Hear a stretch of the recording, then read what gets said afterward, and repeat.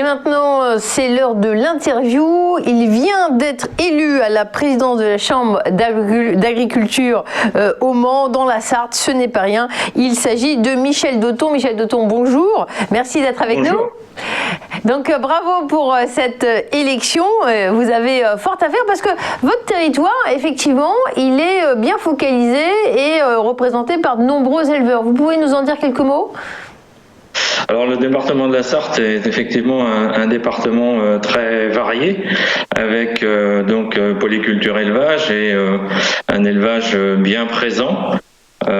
Avec l'élevage bovin, comme on peut le voir apparaître, bovin viande, mais également l'élevage laitier, la production de volailles qui est très présente sur le département, et avec une industrie agroalimentaire également très présente sur le département de la Sarthe. En même temps, très rapidement, le département de la Sarthe, c'est aussi une petite France, parce que on y trouve aussi un vin de très bonne qualité, le Janière, sur un tout petit périmètre dans le sud-est du département. Alors c'est vrai que vous parlez du poulet, je crois que le groupe LDC est bien implanté dans votre région, et mauvaise nouvelle, le prix du poulet il est en train d'augmenter. C'est pas une mauvaise nouvelle pour le producteur. D'ailleurs, c'est bien tout l'enjeu des débats actuels dans les négociations commerciales qui sont toujours aussi difficiles avec la grande distribution. Si vous voulez, les céréales, du fait de l'organisation de leur marché et du fait que ça devient un support de spéculation pour des fonds de placement américains, par exemple, ont augmenté de 30% là, ces derniers mois, ce qui se traduit par une augmentation directe des coûts de production pour les éleveurs de volailles comme pour les éleveurs de porcs, parce que c'est la base de l'alimentation de nos animaux, et donc cette augmentation des coûts de production, cette augmentation de l'aliment pour porcs et volailles, il est indispensable pour nous éleveurs de pouvoir la transférer sur l'ensemble de la filière. Alors le changement climatique, c'est pas juste un débat d'idées pour les agriculteurs comme vous. Vous êtes même en charge. Et quelles solutions peuvent apporter les techniques agricoles ? Alors les aspects de changement climatique, effectivement, l'agriculture est très concernée d'abord parce que elle subit directement au travers d'intempéries, de périodes de sécheresse, de périodes de canicule, et puis elle a sa part, comme toute activité économique, de responsabilité dans les émissions de gaz à effet de serre. Donc nous y travaillons depuis de nombreuses années déjà, avec notamment au travers de nos fermes expérimentales au niveau de la Chambre Pays de Loire, et donc l'agriculture est sans doute par contre la seule activité économique à être en capacité d'apporter des solutions à l'ensemble de la société.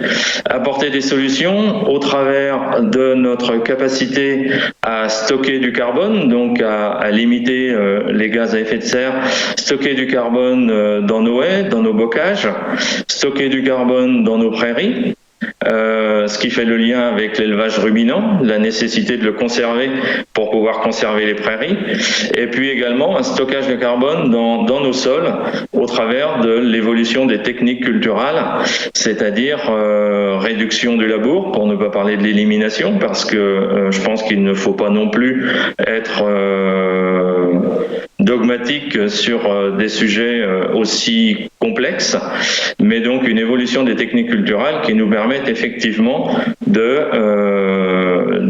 la teneur de matière organique dans les sols et donc d'améliorer notre capacité à stocker du carbone. Très bien. La valorisation de l'élevage, j'imagine, ça fait partie des axes de vos mandats. À quoi on peut s'attendre et qu'est-ce qu'il faut faire ? Qu'est-ce qu'il faut faire ? Voilà une excellente question. Au travers des enjeux du maintien de la compétitivité de notre agriculture et notamment dans les domaines de l'élevage, il y a bien évidemment l'innovation, la recherche, l'amélioration des conditions de travail aussi pour les éleveurs et donc les rendre plus performants quelque part.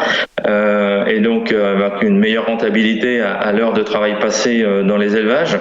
Et puis, j'y reviens, j'en suis désolé, mais il faut absolument que nous arrivions à construire des contrats équilibrés avec l'ensemble de la filière jusqu'à la distribution pour maintenir une agriculture de qualité, une alimentation de qualité et de proximité.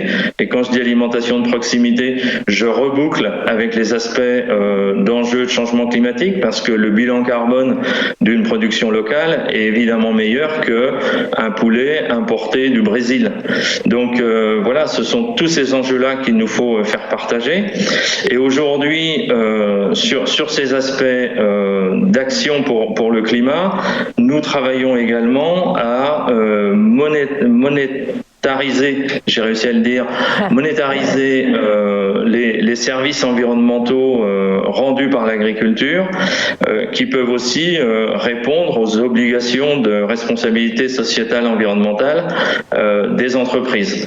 Donc vous voyez, l'agriculture est vraiment à la croisée des chemins aujourd'hui des enjeux importants de notre société, et l'agriculture est vraiment source de solutions pour une alimentation de proximité, pour une alimentation de qualité et pour une protection de l'environnement, quoi que certains en disent.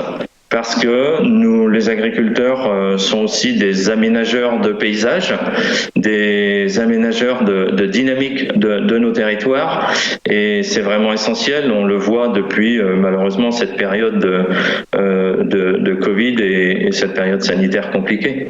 Merci beaucoup Michel Doton. Nous étions avec le président de la Chambre d'agriculture au Mans, tout nouvellement élu, et très intéressant sur ces problématiques, ces enjeux à la fois de changement climatique, agricole et d'élevage. Merci de nous avoir suivis.